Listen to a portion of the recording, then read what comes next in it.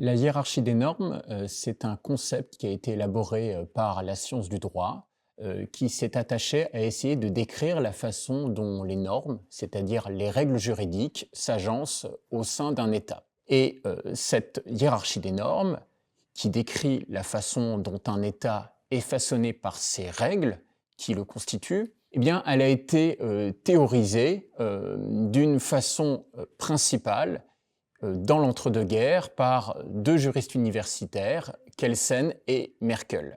Il existe une version simplifiée de cette hiérarchie des normes, un peu plus vulgarisée, qui prend la forme d'une pyramide des normes.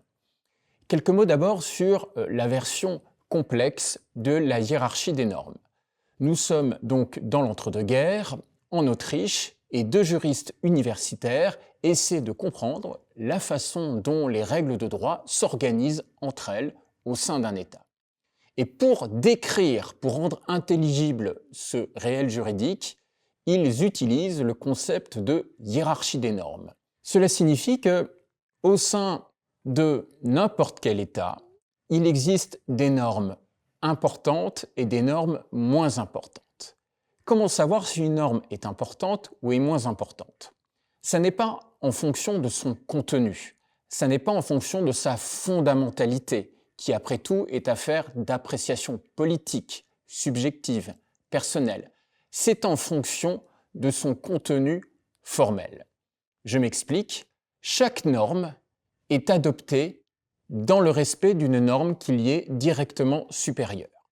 Par exemple, au sein d'un État, une loi n'est véritablement une loi que si elle est adoptée dans le respect des conditions qui sont fixées par la Constitution. De même, un décret ou un arrêté ne devient véritablement un arrêté ou un décret que s'il a été adopté conformément aux procédures d'adoption qui sont fixées par la loi. Pour clarifier cette idée de hiérarchie des normes, prenons un exemple concret, le droit à l'instruction. En France, le droit à l'instruction est garanti par la Constitution française, par le droit international et par le droit européen. Ce droit à l'instruction, il est précisé dans des lois qui prévoient notamment que le droit à l'instruction est une obligation pour tout enfant âgé de 3 à 16 ans. Et en application de cette loi, des décrets, des arrêtés précisent par exemple l'emploi du temps de chaque élève et les matières qu'il doit suivre lorsqu'il est à l'école.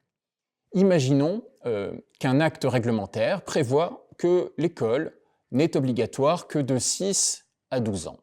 Eh bien, ce décret serait déclaré contraire à la loi car il méconnaîtrait la hiérarchie des normes.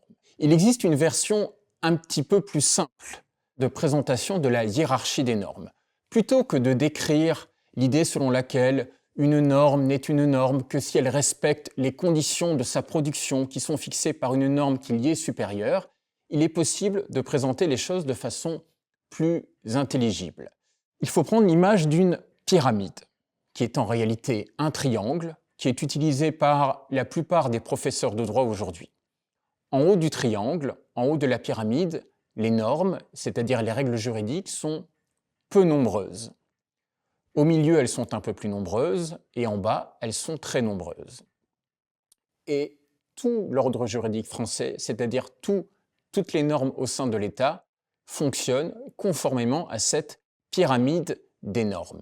Pour que cette pyramide tienne debout, pour qu'elle soit solide, pour qu'elle ne renvoie pas à une réalité qui serait totalement abstraite et désincarnée, il existe des gardiens de cette pyramide, de cette hiérarchie des normes. Les gardiens, ce sont principalement les juges qui vont s'assurer, dans le cadre de différents contentieux, c'est-à-dire dans le cadre de différents recours, que la hiérarchie des normes est bien respectée, que la pyramide est bien debout. Deux exemples. Premier exemple, le Conseil constitutionnel va pouvoir s'assurer que les lois sont conformes à la Constitution. De son côté, le Conseil d'État et les juges administratifs plus généralement vont pouvoir s'assurer, dans le cadre d'un recours, que les décrets, les arrêtés et plus généralement les actes réglementaires sont conformes à la loi. Et c'est ce contrôle juridictionnel qui assure l'effectivité de la hiérarchie des normes.